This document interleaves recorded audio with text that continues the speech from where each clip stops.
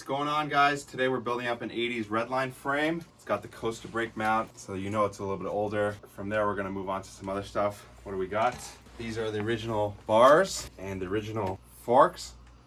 We got an MCS laid back seat post. These are the wheels that we're gonna throw on, just like a generic old school 3/8 36 hole wheel set. We have a Redline sprocket, a black 1-inch headset. We got Odyssey triple trap pedals, some Haro cranks. We got Amy grips and a freewheel, some red donuts, 1-inch gyro, the original fork standers, Tuff Nuck Stem. This is the original clamp, MX 1000 brakes, a black KMC chain, a Mission American bottom bracket for the cranks, Tektro brake levers. We got a black SE seat, and the customer asked us to throw on this sticker kit. We got white wall tires. So this is gonna be a fun one. Sorry about the long delay. Let's get to the build.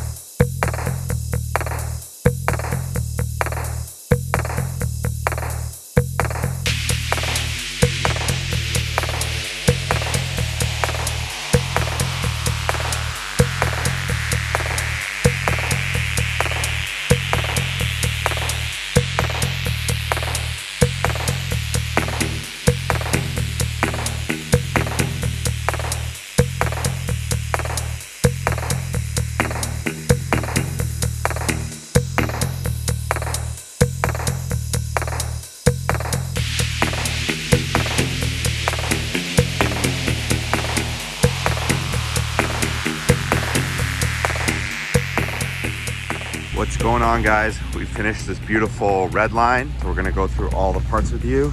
This is somewhere in 1984, 1985. If you guys are able to help us figure out what this is, comment below. We got some Amy tri-grips with red donuts, Tektro brake levers. These are the original handlebars with a Tuff Nuck Stem.